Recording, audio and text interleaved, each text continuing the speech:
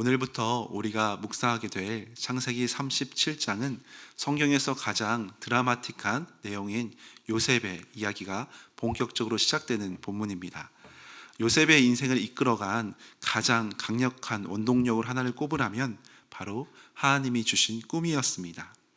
오늘 본문 말씀을 통해서 하나님께서 우리에게 주시는 꿈의 그 모습이 무엇인지, 또 그 꿈을 품는 자는 어떤 길을 걸어가야 하는지 함께 묵상하며 은혜를 나누기 원합니다. 오늘 본문 3절에 보면 야곱은 노년의 얻은 아들 요셉을 유별나게 사랑해서 그에게만 채색 옷을 지어 입혔습니다. 여기서 말하는 채색 옷은 단순히 알록달록한 옷이 아니라 손목과 발목까지 길게 덮이는 소매가 넓고 화려한 이 고위층들이 입는 겉옷을 의미했습니다. 당시 노동을 하는 목자들은 활동하기 편한 짧고 소매 없는 옷을 주로 입었습니다. 그러니까 야곱이 요셉에게 이 옷을 입혔다는 것은 너는 형들처럼 험한 육체 노동을 하지 않아도 되는 내 재산을 물려받을 특별한 상속자이고 나의 귀한 자녀이다라는 편애가 공개적으로 선언되는 모습입니다. 이 옷으로 인해서 형들의 시기와 미움은 극에 달합니다. 바로 이처럼 인간의 편애와 이 시기심으로 가득 찬 붕괴 직전의 가정의 모습 속에서 하나님의 꿈이 은혜 가운데 요셉을 통해 침투해 들어왔습니다. 요셉이 꾼 두 번의 꿈, 이 곡식단의 꿈과 해와 달과 별의 꿈은 요셉 스스로가 만들어낸 헛된 야망이나 무의식의 어떤 생각들이 아니었습니다. 그것은 철저히 외부로부터, 즉 하늘로부터 주권적으로 주어진 하나님의 계시였습니다. 때때로 하나님이 주신 꿈은 세상의 질서와 충돌할 때가 있습니다. 요셉의 꿈을 들은 형들은 그를 더욱 미워하기 시작하고 아버지 야곱마저 그 꿈이 너무 허황된 것 같으니까 그를 꾸짖기까지 했습니다. 그러나 하나님의 꿈은 인간의 이 미움과 반대를 넘어서면서 반드시 주님의 뜻을 향해서 전진해 나가는 강력한 생명력이 있었습니다. 그렇다면 하나님은 왜 어린 요셉에게 이 엄청난 꿈을 주셨습니까? 요셉의 꿈을 가리켜서 숨어 계신 하나님의 주권적인 섭리라고 우리가 해석할 수 있습니다. 요셉 자신도 처음에는 이 꿈이 단순히 자신이 형들보다 높아지고 권력을 주게 되는 성공의 꿈인 줄 알았을지 모르겠습니다. 그래서 눈치 없이 형들에게 꿈 이야기를 자랑하듯 늘어놓을 수 있습니다. 그러나 훗날 창세기 후반부에서 밝혀지듯이 이 꿈은 요셉 개인의 자아 실현이나 출세를 위한 것이 아니었습니다.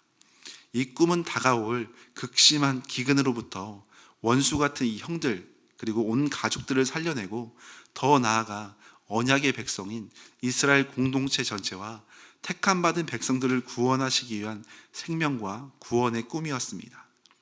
이 세상의 꿈은 나를 높여서 남을 지배하는 데 목적이 있을지 모르지만 하나님께서 주신 꿈은 나를 낮추고 겸손히 남을 살리는데, 다른 사람을 살리는데 그 목적이 있다고 할 수 있습니다. 하나님은 연약하고 철없는 요셉에게 이 구원의 씨앗, 이 꿈을 심어주시고 앞으로 펼쳐질 고난의 풀분풀 속에서도 그를 하나님의 위대한 축복의 통로로 빚어내기 시작하십니다. 이 거룩한 꿈을 꾸기 시작한 요셉에게 아버지 야곱이 어느 날 심부름을 시킵니다. 세겜에서 양을 치고 있는 형들이 잘 있는지 보고 오라는 겁니다. 이때 요셉이 13절 하반절에 보면 이렇게 대답합니다. 요셉이 아버지에게 대답하되 내가 그리하겠나이다. 헤브론에서 세겜까지 대략 80km 정도니까 굉장히 먼 거리를 요셉이 걸어서 험하게 찾아갔습니다. 게다가 형들은 자신을 죽일 듯이 미워하고 있는 상황이었습니다. 편안한 채색 옷을 입고 아버지의 품에 안주할 수도 있었지만 요셉 또한 내가 그리하겠나이다 하며 기꺼이 순종으로 발걸음을 옮겨갔습니다. 17절에 보면 세겜에 도착해서도 형들을 찾지 못하니까 그는 포기하지 않고 어떤 사람의 안내를 받아서 더 북쪽인 도단까지 형들을 찾아서 열심으로 나갔습니다. 이것이 하나님이 주신 꿈을 품은 자가 걸어가야 할 마땅한 모습이고 태도였습니다. 꿈은 가만히 앉아서, 가만히 누워서 채색 옷을 입고 그렇게 편안히 입으로만 자랑할 때 이루어지는 것이 아닙니다. 편안한 이 헤브론, 아버지 야곱의 품을 떠나서 미움과 갈등이 기다리는 그 세겜을 지나 낯선 도단의 들판까지 걸어가는 그 기꺼이 순종하는 헌신과 그 모습이 있었기에 꿈이 한 걸음 한 걸음 완성으로 나아갈 수 있었습니다.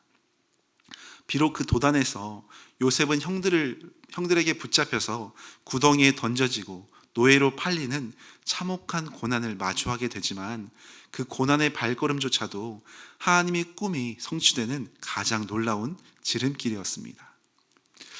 사랑하는 여러분, 요즘 우리의 마음속에는 어떤 꿈이 자라고 있습니까? 세상에 화려한 채색 옷을 입고 남들 위해 군림하려는 그런 야망이나 그런 인간적인 생각이 혹시 있지는 않으십니까? 아니면 나를 통해 영혼을 살리게 하시고 교회를 세워가게 하시고 또 하나님의 나라를 아름답게 회복하기 원하는 거룩한 꿈이십니까? 오늘 우리가 기도하는 가운데 하나님이 주시는 꿈을 다시 한번 확인하고 꾸실 수 있기를 바랍니다. 하나님이 주시는 꿈은 때때로 사람들에게 오해를 받고 미움을 살 수도 있습니다. 그러나 아버지 야곱이 요셉의 말을 11절에 간직해 두었더라, 이 샤마르라는 단어를 사용해서 소중히 간직하고 지키다라는 이 의미로 성경에 기록했듯이, 우리 역시 하나님이 주신 약속의 말씀을 이 세상의 수많은 비웃음 속에서도 흔들림 없이 우리 영혼의 깊은 곳에 소중히 간직하고 지켜내시기를 소망합니다. 우리가 당장 편안하고 안락한 이 채색옷과 같은 안주한 삶을 벗어던지고 주님이 가라 하시는 순종의 들판, 이 믿음의 현장을 향해서 묵묵히 걸어가는 우리 모두가 되시기를 소망합니다.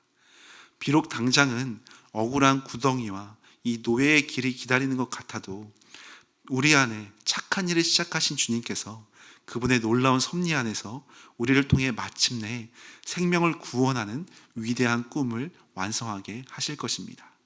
이 담대한 소망을 품고 오늘도 믿음 가운데 승리하는 복된 꿈을 품는, 하나님의 꿈을 꾸는 귀한 성도님들 되시기를 축원합니다. 함께 기도하시겠습니다. 함께 기도하실 때 하나님의 꿈을 품는 우리의 심령이 될 수 있도록 내 개인의 생각과 욕심과 그런 세속적인 야망을 아니라 하나님의 영광을 위해서 사람을 살리고 하나님의 영광을 드러내는 하나님의 꿈을 품는 주의 자녀가 될 수 있도록, 또한 모든 과정 가운데 순종하는 우리의 믿음이 될 수 있도록, 또 우리 교회와 이 나라 이민족과 열방과 선교사님들을 위하여서, 또 개인의 기도 제목, 가정의 기도 제목, 또 가족과 연약한 환우들을 위하여서 우리 이 시간 간절히 간구하며 기도하시겠습니다.